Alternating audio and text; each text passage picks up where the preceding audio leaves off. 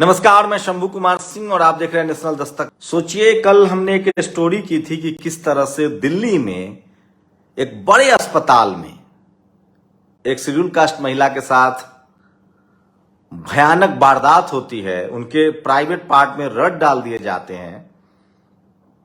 6-7 दिनों बाद उनकी मौत हो जाती है, लेकिन किसी भी मीडिया अखबार पर ये खबरें नहीं चली, किसी टेलीविजन पर बहस नहीं हुआ, न कोई संज्ञान लेगा। सोचिए, इस देश में दोयम दर्जे के नागरिक हैं हम लोग, लेकिन लगातार मैं शुक्रिया अदा करना चाहता हूं कथेरिया साहब का, शुक्रिया अदा करना चाहता हूं अभिषेक जाटव का, जिन लोगों ने इसको मुद्दा बनाया।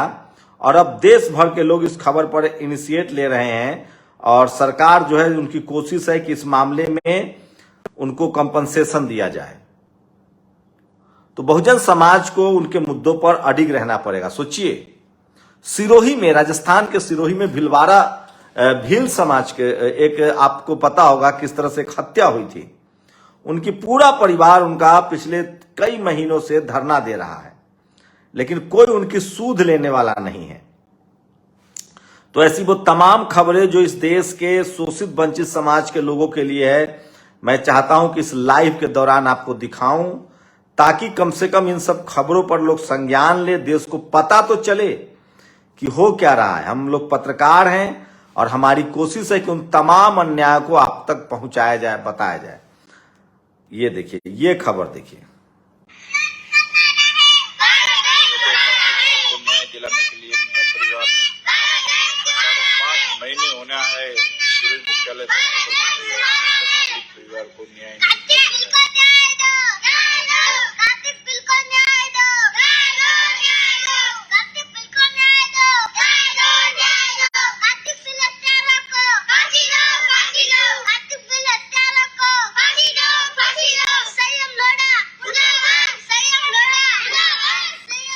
तो ये देखिए, ये सोचिए, कार्तिक भील की हत्या हुई थी राजस्थान में और अब तक उनका परिवार वाले न्याय मांग रहे हैं, लेकिन कोई न्याय देने के लिए तैयार नहीं है। कितनी बड़ी खबर है, कितनी दर्दनाक खबर है, आप कल्पना नहीं कर सकते हैं।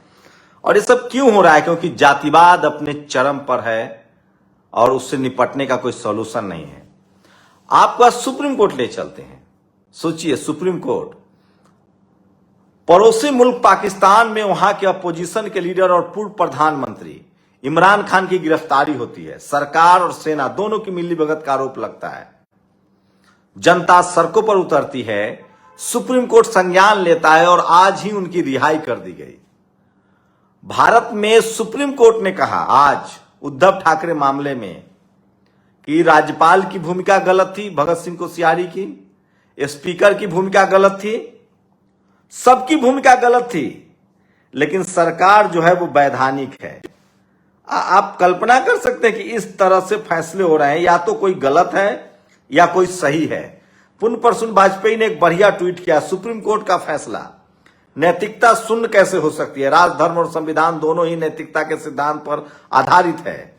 दुनिया भर में, सेना में, कल्चर में भी कहा जाता है, moral is the material has been held to be part 1। ये मैं उनका एक और ट्वीट बता रहा हूं। राज्यपाल की भूमिका असंवैधानिक, स्पीकर की भूमिका असंवैधानिक, विहिप की भूमिका गैर कानूनी और सरकार जायज। इस तरह के फैसले आते हैं सुप्रीम कोर्ट से। इसीलिए कहा जा रहा है कि किसी भी कीमत पर फैसले आने चाहिए जो लोग गलत कर रहे हैं। वहीं दिल्ली के मामले में सुप्रीम कोर्ट का फैसला आया है कि ट्रांसफर पोस्टिंग का जो पूरा अधिकार है वो अब रहेगा अरविंद केजरीवाल के पास। मनीष कश्यप पर इन्हें से लग गया है, लेकिन मैं लगातार कह रहा हूं, सोशल मीडिया ही सच्चा मीडिया है। आज यूपी में सोचिए, नगर निकाय के चुनाव हो रहे हैं। अब मैं कल्पना करता हूं कि जब इस देश में बहुजन समाज जागरूक नहीं था, उनके पास अपना टीवी अखबार नहीं था, सोशल मीडिया नहीं था, तो क्या क्या होता होगा। सोचिए, एक वीडियो दिखाऊंगा, इतनी गाली गलौज है। इस शख्स का नाम सोचिए, एएसपी मनीष मिश्रा, कैसे गाली देता है ये सब सुनिए। रुक जा, तू क्यों बोल रहा है? रुक जा, रुक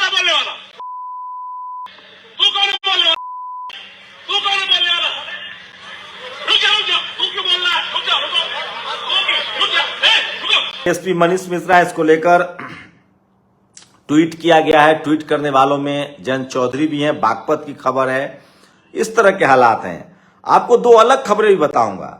इस देश में जब शोषित वंचित समाज के लोग अधिकारी बनते हैं तो क्या करते हैं, सोचिए। एक संतोष पटेल हैं, डीएसपी हैं, और ये देखिए उनकी तस्वीर देखिए। साइकिल में ले जा रहा था, आज शादी में आया है।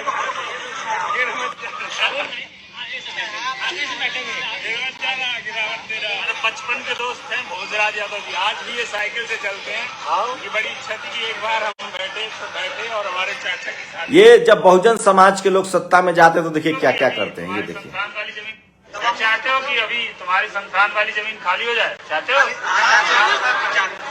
कहाँ से आए हो तुम लोग? चलो वहीं पर अभी सब लोग मिलकर खाली शमशान भूमि की जगह दूसरी जगह पे जलाएगा, इस जगह पे जलाएगा।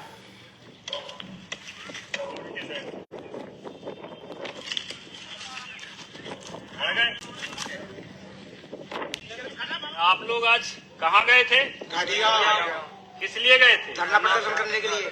किस बात का धरना प्रदर्शन कर रहे थे? शमशान की जगह कब्जा दमंग द्वारा किया गया, कब्जे के लिए हटाने के लिए गए थे। कब्जा किसने किया था? दमंगों ने। यहाँ पर क्या है, शमशान की जमीन है? क्या हो रहा था यहाँ पर? यहाँ पर शमशान की जमीन को जोत लिया गया था, उसमें गेहूं की फसल खड़ी कर दी थी। क्या अभी इसके पहले तुम लोग कहाँ जलाते थे? इसी जगह पे नहीं, अभी इसके पहले कहाँ जला है? कोई घटना हुई थी ना? पास वाले किनका बच्चा खत्म हुआ? अच्छा, तो ये एक अधिकारी है जिसके अंदर दर्द है समाज के शोषित वंचित समाज का। वो तुरंत न्याय देता है, सोचिए। तो जिस देश के लोग के पुलिस नहीं है, अधिकारी नहीं, उनके साथ इसी तरह के हालात होंगे। और मैं इसीलिए कह रहा हूं कि इस देश के बहुजन समाज के लोगों को समझना पड़ेगा। मैं आऊंगा राजनीति पर भी। नीतीश कुमार की मुलाकात हुई उद्धव ठाकरे से, नवीन पटनायक से। राजनीति से अलग मैं चाहता हूं कि ये सब खबरें जो हैं आपको बताऊं। और ये देखिए, जॉर्ज फर्नांडिस का एक भाषण वायरल हो रहा है। हिंदुस्तान के अखबारों में शादियों के विज्ञापन आते हैं, और विशेषकर अंग्रेजी अखबारों में शादियों के विज्ञापन आते हैं। और अगर शादियों के विज्ञापनों को आज खोलकर आप देखोगे, मुझे बताइए कि कितने लोग अपने जात के बगैर शादी का नाम बहस को चलाते हैं। अभी तक तो केवल बहस चलती थी। लिखा जाता था कि अमुक जाति का लड़का खूबसूरत लड़की को चाहता है, गोरी होनी चाहिए लेकिन अपनी जात की होनी चाहिए, ये तो लिखता था। अब तो उससे आगे बढ़ गए। अब तो मुंबई का और हिंदुस्तान के अनेक केंद्रों से छपने वाला टाइम्स ऑफ इंडिया नाम का अखबार है, वो तो अब बिल्कुल ही बेशर्मी से ये बात को छपता है कि ब्राह्मण शुरू करता है ब्राह्मणों से, वहां भी वर्ण को मानकर ही चलाता है, सबसे पहले उसी को रखता है, ब्राह्मणों से शुरू करता है। अमुक लड़का, अमुक लड़की, अमुक लड़का, अमुक लड़की, और क्या होना है। वहां से उतर के आता है वैश्य, वहां से आता है कायस्थ, वहां से आता है राजपूत। फिर बंगाली जाति उन्होंने बनाई है, मगर उसके अंदर फिर वो जात का नाम पर आता है। फिर सारे दक्षिण भारतीयों को पहले शायद मद्रासी करके कहा गया था, अब तो अलग अलग सूबाई या दक्षिण भारतीय करके कहा जाता है। तो उनको परेशानी नहीं होती है। लेकिन अगर हम सामाजिक क्षेत्र में जिनको शूद्र मानकर इस देश के व्यवस्था ने पिछले 5000 सालों से दबा रखने का काम किया, उसे विशेष अवसर देकर उठाने की जब हम बात करते हैं तो हमारे ऊपर जातीयता का आरोप हो जाएगा, वीपी सिंह भूत बन जाएगा। हम सब लोग बेईमानी से राजनीति चलाने वाले लोग, वोट के लिए सब कुछ को बेचने वाले लोग हम लोग बन जाएंगे। सोचिए, एक दौर आया था, मानवर कांसीराम साहब, लालू यादव, करुणानिधि, रामविलास पासवान, मायावती जी, वो तमाम नेता थे जो ताल ठोक कर जातिवाद के खिलाफ बोलते थे। तब जातिवाद कम था, शहरों में कम था, गांवों में ज्यादा था। अब जातिवाद और महीन हुआ है। अब जातिवाद पावर सेंटर्स पर आ गया है। Media, judiciary, college, university, bureaucracy, power centres पर जातिवाद और जकड़ता जा रहा है। लेकिन गलती यह है कि बहुजन समाज के नेता ने अब बोलना बंद कर दिया है, अपनी बात रखना बंद कर दिया है। तो मैं इसीलिए कह रहा हूं, सोशल मीडिया ही सच्चा मीडिया है। लेकिन अब सोशल मीडिया ने उन तमाम गड़े मुर्दों को उखाड़ना शुरू कर दिया है। सोचिए, आज आप बोल नहीं सकते, हम लोग को किस तरह से डराया जाता है, किस तरह से धमकाया जाता है। अब मैं आपको एक कविता सुना रहा हूं। ओम प्रकाश वाल्मीकि जी को आप सब लोग जानते होंगे, जिन्होंने जूठन लिखा। और किस तरह से ये शख्स कोई मामूली शख्स नहीं है। मैं बार बार कह रहा हूं, जो जातिवादी शोषक हैं वो जितना पढ़ते लिखते जाते हैं उतना महीन जातिवाद करते हैं, और जो जातिवाद के खिलाफ लड़ने वाले लोग हैं वो जितना पढ़ते लिखते जाएंगे उतना जातिवाद के खिलाफ लड़ेंगे। ये गौरव जे पथारिया हैं, ये distinguished faculty member in sociology and peace building at eastern monetary university Virginia में प्रोफेसर हैं। इनकी एक कविता चाहता हूं कि आप सुनिए। इसकी बैकग्राउंड ये है कि इसकी बैकग्राउंड ये है कि I was so lucky to write this poem in 5 minutes in front of Om Prakash Valmiki ji and recite in front of him. The title है मेरी कलम। जूठन खा रहे थे जब तक, जूठन खा रहे थे जब तक, तो सब चुप थे, सब ठीक था। झूठन लिख दिया तो बवाल हो गया। वो कहते हैं अक्सर मुझसे कि ये तुमने साहित्य का क्या मजाक बना रखा है, तुम साहित्य का मतलब बिगाड़ रहे हो। बताओ, साहित्य भी कभी दलित होता है?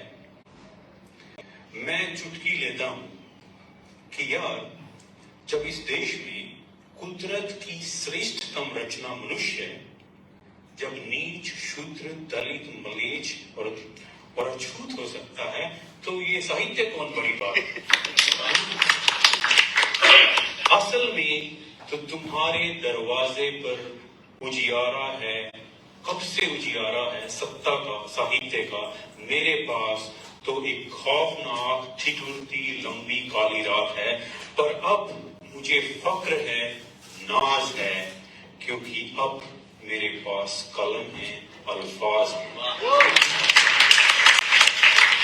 और तुम्हें डर है, अब तुम्हें डर है, क्योंकि एसी कमरों में मखमली बिस्तर पे बैठकर कॉफी पीते हुए जिस गरीबी, लाचारी और शोषण का सौंदर्यात्मक वर्णन जो तुमने किया है, वो मेरे जीवन की एक छोटी सी दास्तान के सामने फीका दिखाई पड़ता है।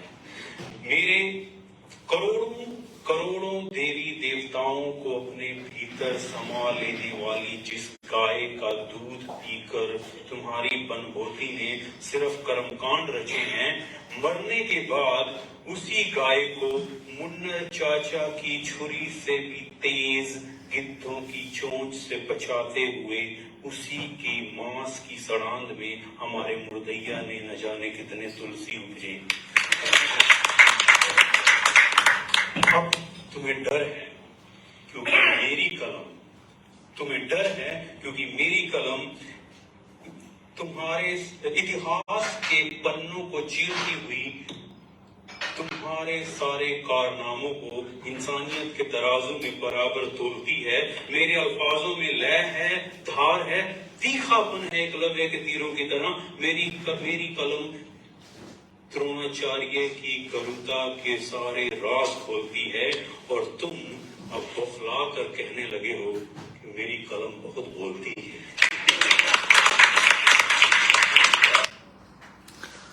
तो जब आप पढ़ेंगे लिखेंगे तभी जातिवाद का मतलब समझेंगे, और ये बहुत जरूरी था। इसलिए बहुजन समाज के लोग जब बोलना शुरू कर देंगे, लिखना शुरू कर देंगे, उसी दिन आपको अपने हक अधिकार मिल जाएंगे। बस जरूरत है कि आप ईमानदारी से, निष्ठा से, बेझिझक, बिना डरे संवैधानिक दायरे में रहकर अपनी आवाज उठाइए, और नहीं उठाएंगे तो आपकी नस्लें गूंगी और बहरी हो जाएंगी। चलिए कुछ राजनीति की बात कर लेते हैं जो आपको टेलीविजन पर दिखाया जाता है। मैं फिर कह रहा हूं, कर्नाटक में अगर कांग्रेस जीतती है तो इसकी असली वजह होगी बजरंग दल पर बैन वाला मुद्दा, जिसकी वजह से मुसलमानों ने वोट दिया, जाति जनगणना का मुद्दा जिसकी वजह से किसानों और ओबीसी के लोगों ने वोट दिया, खड़गे साहब का चेहरा जिसकी वजह से दलित समाज वोट कर रहा है, और ट्राइबल ने वोट किया है। लेकिन मैं दावे के साथ कहता हूं कि इन सब मुद्दों पर आने वाले समय में एससी, एसटी, ओबीसी, माइनॉरिटी के मुद्दों पर राजनीति करने वाले लोग डरे हैं, सहमे हैं, क्योंकि वो इस देश की मीडिया से डरते हैं। इस देश में आपको बोलना पड़ेगा, लिखना पड़ेगा। उनके सबूत का इंतजार मत कीजिए, उनकी वाहवाही का इंतजार मत कीजिए। जिनसे आप हक अधिकार की लड़ाई लड़ रहे हैं वो आपके खिलाफ ही जाएंगे।